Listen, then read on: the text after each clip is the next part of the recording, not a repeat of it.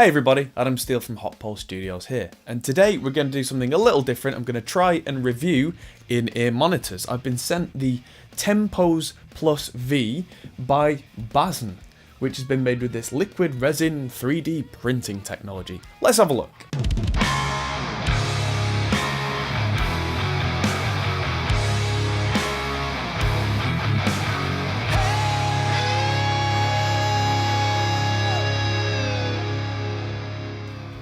So quickly talking about in-ear monitors in general, I use in-ear monitors quite a lot. I use them when I'm playing live because I really find that it helps me hear myself and not blow my voice out.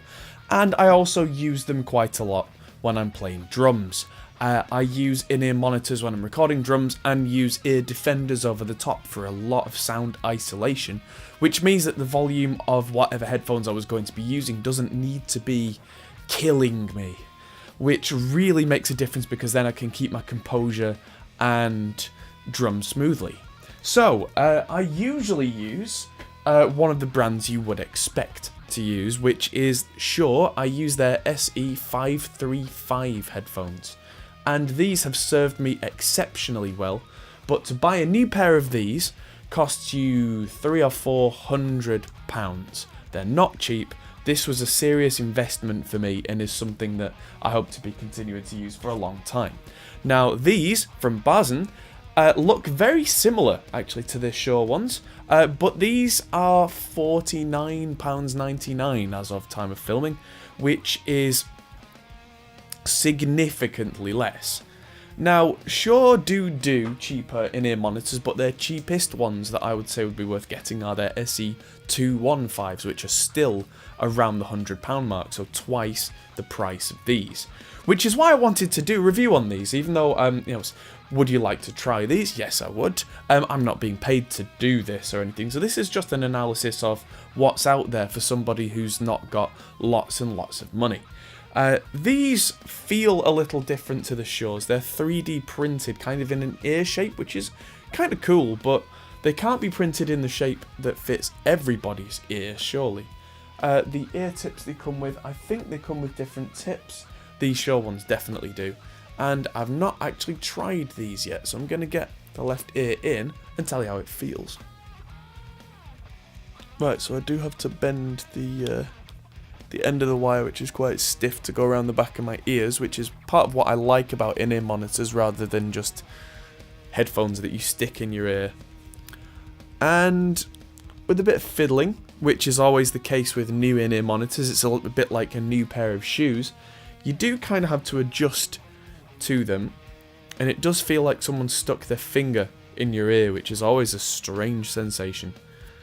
And these seem fairly comfortable actually for first go, which is always a good sign. One thing that's worth talking about with these is that the earpiece itself can be removed from the cable. It's quite stiff, which is definitely a good thing. You don't want these falling out mid-show.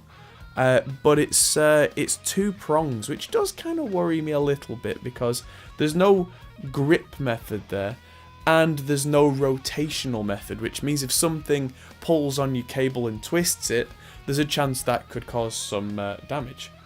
This does have clicky volume controls in line, which must be for phones or that kind of thing. Yes, it's got a TRRS on the end, which is kind of the 3-ring thing, which is what you would plug into a lot of phones, which ironically a lot of phones don't even have that now. So what I'm going to do now is I'm going to get these both in. I'm going to spend some time listening to something that I've listened to a lot and compare it to my other in-ears, and then compare it to a pair of Sennheiser HD650s, which of course it will be massively different to, but it's a good reference point for me to talk to you guys about, and we'll cut back here very shortly. Okay, so having compared these now for a good while with the 535s and my pair of HD650s, I can tell you that these are almost exactly what I expected at this price point, which is they sound good, but you can get better, but you pay for better. Which is to say, the mids I was finding, especially kind of the low mids, the 1 kHz-ish regions, quite strident.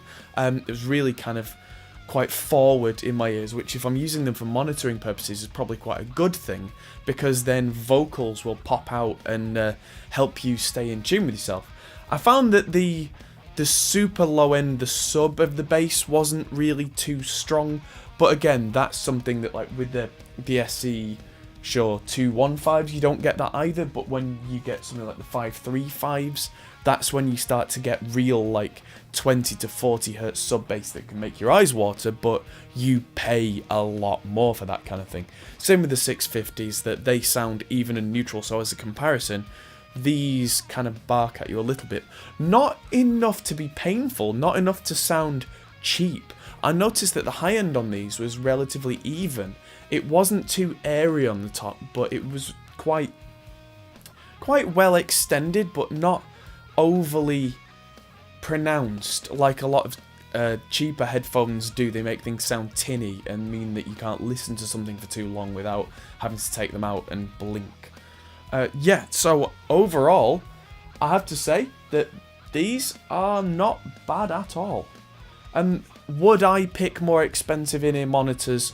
Yes, I would, but I do this for a living, and so for me the extra expense is justified. But if you're just getting into live sound and you want a set of in-ear monitors that you can afford, which means that if you decide in the end that the solution wasn't for you, you've not lost a whole ton of money, these are definitely a decent first step.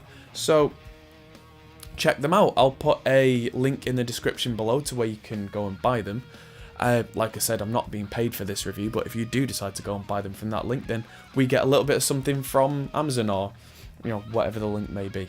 So thank you guys for watching. I hope you found this useful, even though you don't actually get a presentation of it. I mean, it's headphones. It's not as if I can, give you a physical example like I usually do. So hit the subscribe button for more content, not necessarily like this, but definitely with more audio examples and explanations and all that kind of thing, because we do want to explain everything we can to you. So hopefully you're enjoying what you're watching. Thank you, and we'll see you very soon. I'm Adam Steele, this is Hotpole Studios, and we'll see you in the next video. Goodbye.